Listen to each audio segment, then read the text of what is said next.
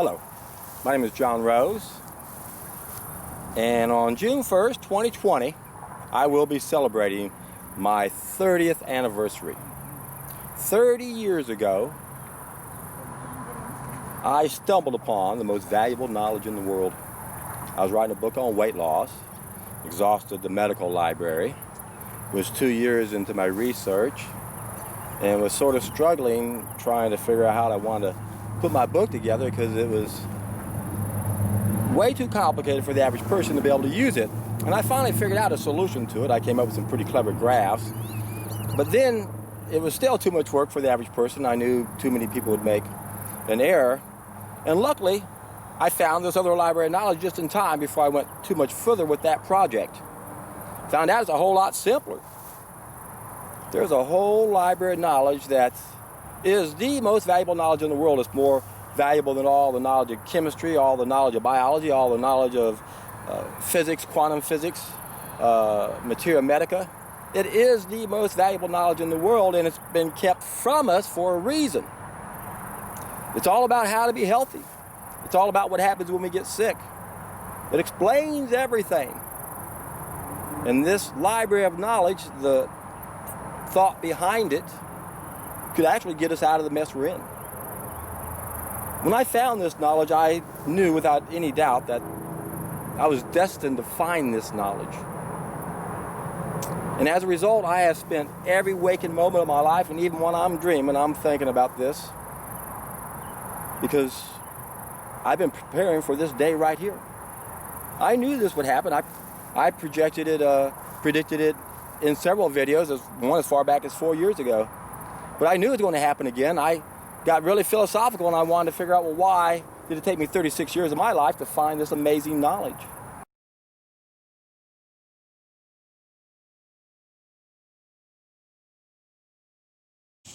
Hello, my name is John Rose, and in this video, I'd like to take a closer look at what's called the Hegelian problem, reaction, solution.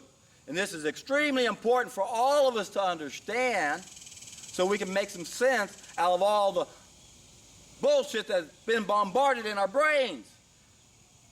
It's so hard to make sense out of so many things because we have too many references that support bullshit. We've been bombarded in our brains with bullshit.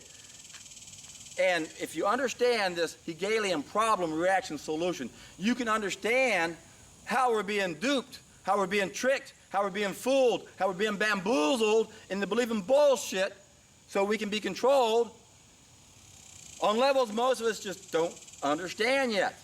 So let's take a quick look at this problem, reaction, solution to make sure we don't end up as useful idiots, as Lenin would say.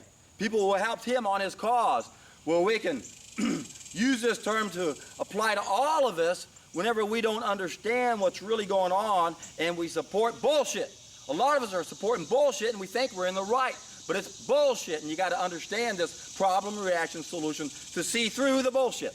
So, what is that all about? Well, the people who rule the world know that they got to convince us to do what they want us to do. So what they do is they create a problem. They create chaos. Remember, psychopaths swim in chaos. The rulers of the world are psychopaths. So they create chaos, they create a problem, and then they want us to react in the way we do best, fear. Ah! If we're scared, then we go begging to them, please give us a solution. If we believe the bullshit about the bird flu or the swine flu or the Ebola or SARS or any of that bullshit, then we're going to be saying, please give us the vaccine. Instead of saying, what the fuck is in this vaccine? Why are you poisoning us with vaccines? We're going, give us the vaccines. You see how easy you're tricked and fooled? Most of us are sheep. We have no idea how we're being led right into the slaughterhouse. My friends, last century, 262 million people were murdered by government during peacetime. Democide, Google that. The University of Hawaii pushed the pencil to it. 262 million people murdered during peacetime by the governments. And how are they going to do it this time around? Well, history repeats itself. And we're due for another pandemic. What do you think the bird flu is, and the swine flu, and the Ebola, and all the SARS, and all this other bullshit is? They're brainwashing you, putting more references in your brain to make you believe in bullshit viruses. It's all friggin' bullshit, man. And you can't understand that until you understand the problem, reaction, solution. You got to get in the brain of these psychopaths to figure out what they're doing to us so we don't get screwed. It's not complicated once you see what they're doing because they're very predictable. They've done it over and over and over again. Do some research and you're going to find out more about false flags. Every war we've ever been into in the last several hundred years, there's a false flag that gets us pumped up to do it. No one wants to fight wars, so they create bullshit to get us to fight amongst one another. Remember, divide and conquer is one of the main MOs of psychopaths. And how do they do that? It's simple. They get us to believe in bullshit, and then we become useful idiots. And we think, oh my God, the Ebola scare, and we believe the bullshit we read in the papers. The media is owned by the powers that be. Don't you understand? They own everything. They're brainwashing us on levels we don't understand when we're watching a sitcom TV show. It's changing our values in ways we don't even understand unless you look at the Fabian Society and you realize they've been doing this for, they have a planned project. They know they can't change us too quickly or we'll wake up, so they got to do it slowly. And the thing about all of this is they know that we're unpredictable and we can wake up any second. So they are always testing us to see what they can get away with. And they're getting away with more and more and more. Let's take a look at some of the things they've done and they've gotten away with, and we haven't woken up to most of it. We got to stop believing in the bird flu and the swine flu and all these other bullshit flus because we're getting ready to hit the big one pretty soon. If we don't wake up like right now, it's going to happen in a year or two. Mark my word, damn it. If we don't wake up, it will happen.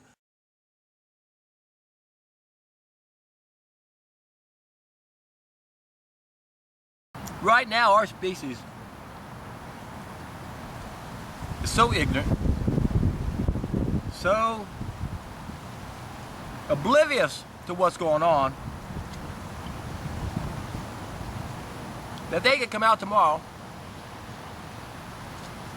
and claim there's this new pandemic that's spreading across the world, and we've got the vaccine, you better come and get it right now. And the vast majority of people would do it. To me, that's frightening. Because I know it's all bullshit. And I also know a lot of you guys who are on your way doing this aren't convinced that it's total bullshit like I am. But you will be.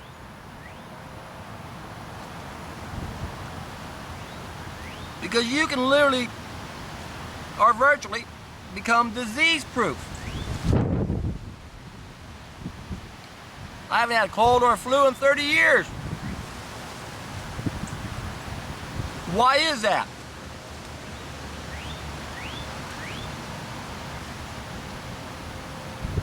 Well, I did a video specifically about catching a cold or eating one. I put a link down below in the description box for you. The reason why I don't get colds and flus is because colds and flus are body initiated and occur whenever our lymph system goes above the saturation level or asaturation level,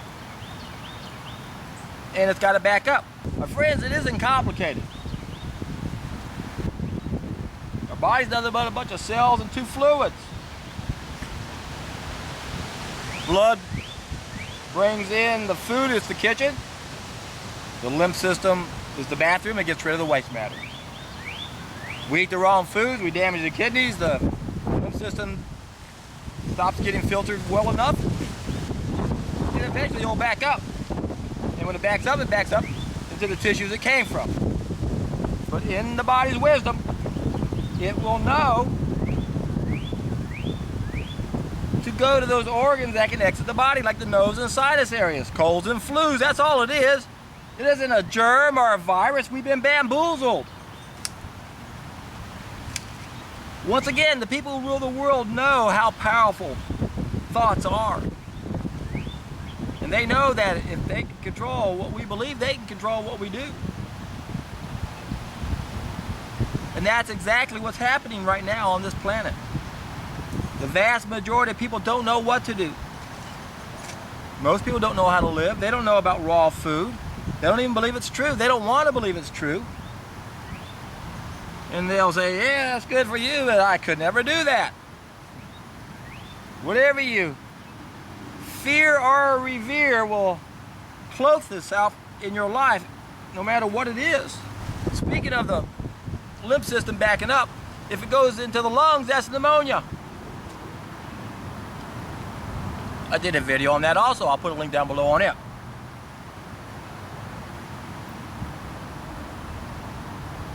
Disease is not complicated once you understand that most of our illnesses are coming from our lymph system backing up. And they don't teach this to our doctors. That's why it's a mystery to them. They study the cells in the blood and they don't know the lymph system well enough to know how it's working and that it's backing back up into the system. In a 2003 interview with PBS Bill Moyers, Bill Gates admitted that his father, William H. Gates Sr., used to be the head of Planned Parenthood. Now, Planned Parenthood came out of the American Eugenics Society, and the Planned Parenthood is based on the concept that human beings are reckless breeders and human weeds in need of culling. And Bill Gates went on to admit that his whole family's been involved in eugenics. And of course we know Bill Gates is with his role with Monsanto, and especially with vaccines. Now I'd like to play for you a small part from Bertrand Russell's book, The Impact of Science on Society. And I'm just going to turn on my tape recorder and let you guys listen to this. Here it goes. At present, the population of the world is increasing. War, so far, has had no great effect on this increase. I do not pretend that birth control is the only way in which population can be kept from increasing. There are others. If a Black Death could be spread throughout the world once in every generation, survivors could procreate freely without making the world too full. The state of affairs might be somewhat unpleasant, but what of it? Really high-minded people are indifferent to suffering, especially that of others. Really high-minded people are indifferent to suffering, especially of those of others. That's how the people behind the curtain think. They believe it's their duty to make sure that they keep the population under control. We're just reckless breeders, human weeds in need of culling. It's sad that's how we think of regular weeds too, and yet wild weeds have twice the amount of biophotons as organic produce. Interesting how we have everything backwards, isn't it? So how do you control the population? Well, let's have a Black Death or coronavirus every generation. I already predicted we was going to have this pandemic as far back as 4 years ago in my videos, and I knew it was going to happen because history repeats itself for a reason. It's not hard to figure things out if you can look far back enough and you see history repeats itself, and it does so for a reason. We don't have access to it. We really don't understand who's behind the curtain and what they're doing.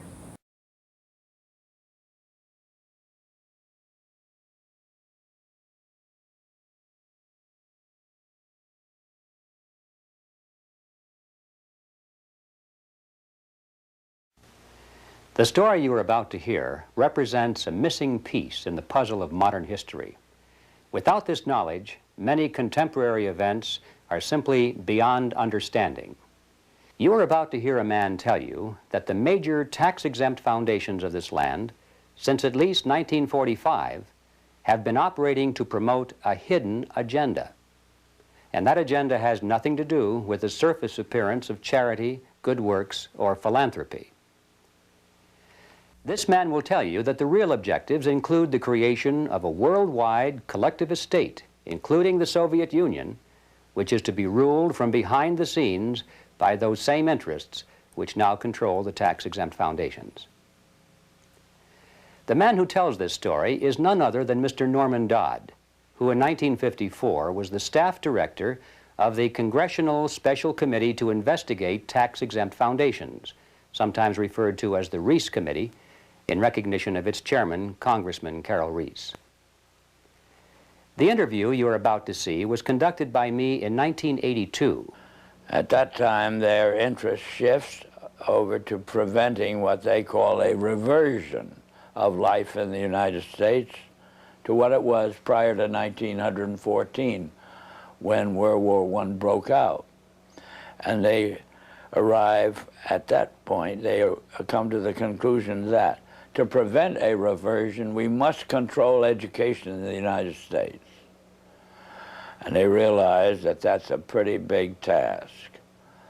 So to them, it is too big for them alone, so they approach the Rockefeller Foundation with the suggestion that that portion of education which could be considered domestic be handled by the Rockefeller Foundation, and that portion which is international should be handled by the endowment. And they then decide that the key to the success of these two operations lay in an alteration of the teaching of American history. So they approach 4 of the then most prominent teachers of American history in the country, people like Charles and Mary Bird, and their suggestion to them is, will they alter the manner in which they present this subject, and they get turned down flat. So they then decide that it is necessary for them to do, as they say, build our own stable of historians. And then they approach the Guggenheim Foundation, which specializes in fellowships, and say, when we find young men in the process of studying for doctorates in the field of American history, and we feel that they are the right caliber, will you grant them fellowships on our say-so? And the answer is yes. So under that condition, eventually they assembled 20. And they take this 20 potential teachers of American history to London, and there they're briefed into what is expected of them when, as and if they secure appointments in keeping with the doctorates they will have earned. And that group of 20 historians ultimately becomes the nucleus of the American Historical Association.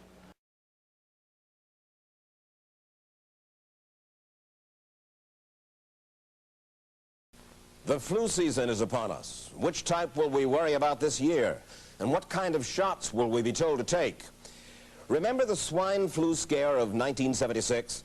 That was the year the U.S. government told us all that swine flu could turn out to be a killer that could spread across the nation. And Washington decided that every man, woman, and child in the nation should get a shot to prevent a nationwide outbreak, a pandemic. Well, 46 million of us obediently took the shot. And now 4,000 Americans are claiming damages from Uncle Sam amounting to $3.5 billion because of what happened when they took that shot. By far the greatest number of the claims, 2/3 of them, are for neurological damage or even death, allegedly triggered by the flu shot. We pick up the story back in 1976 when the threat posed by the swine flu virus seemed very real indeed. This virus was the cause of a pandemic in 1918 and 1919 that resulted in over 500,000 deaths in the United States, as well as 20 million deaths around the world. Joe brought it home from the office. He gave it to Betty and one of his kids, and to Betty's mother. But Betty's mother went back to California the next day. On her way to the airport, she gave it to a cab driver, a ticket agent, and one of the charming stewardesses. At school, Joe's kid gave it to some other kids, and Mrs. Merrill got it and gave it to her husband. In California, Betty's mother gave it to her best friend, Dottie, But Dottie had a heart condition and she died. But before she died, Dottie gave it to her girlfriend, the mailman, the paper boy, and the vet when she went to pick up her chihuahua. If a swine flu epidemic comes, this is how it could spread. You'll want to be protected, especially if you're elderly or chronically ill. Get a shot of protection, the swine flu shot.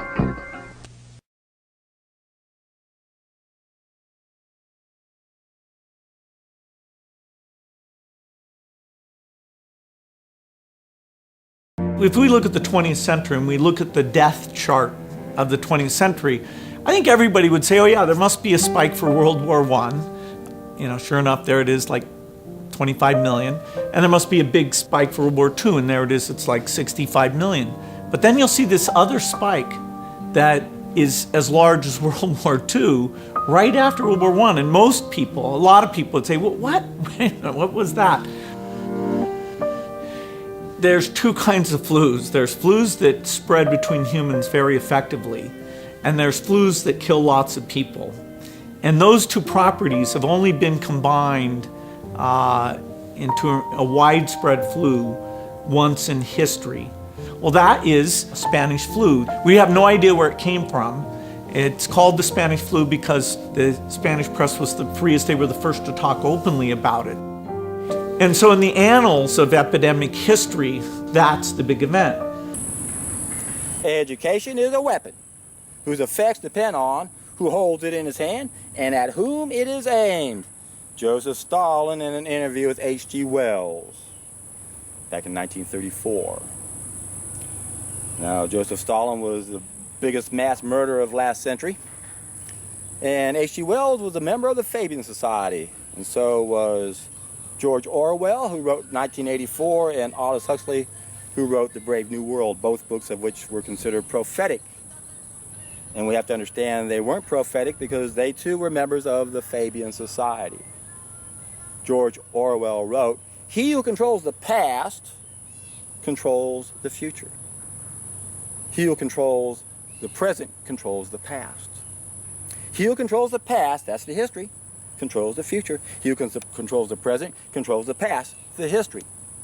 Going back to how I started this video off, the Norman Dodd interview, that's why I started off with this, to help you understand that they had to create, the powers that be, had to create a whole stable of historians so they could lie about the events that happened last century. Those three big events we've been lied to about: the two wars that killed 85 million people, and the one pandemic that killed around 20 million people. Have you ever had the feeling that everything you thought you knew is a lie?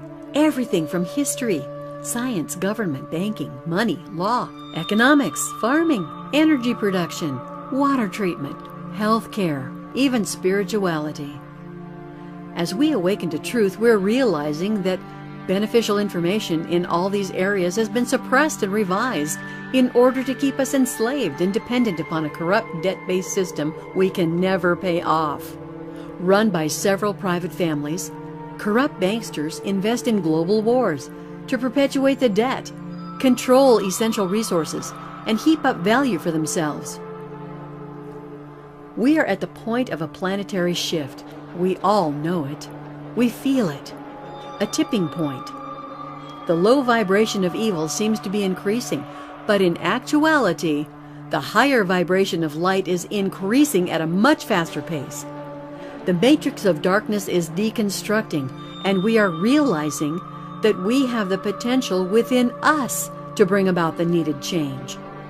The old perpetuated slavery system was created with the sole intention of controlling people through various methods such as fictitious money systems, water, food, and chemicals, to name a few.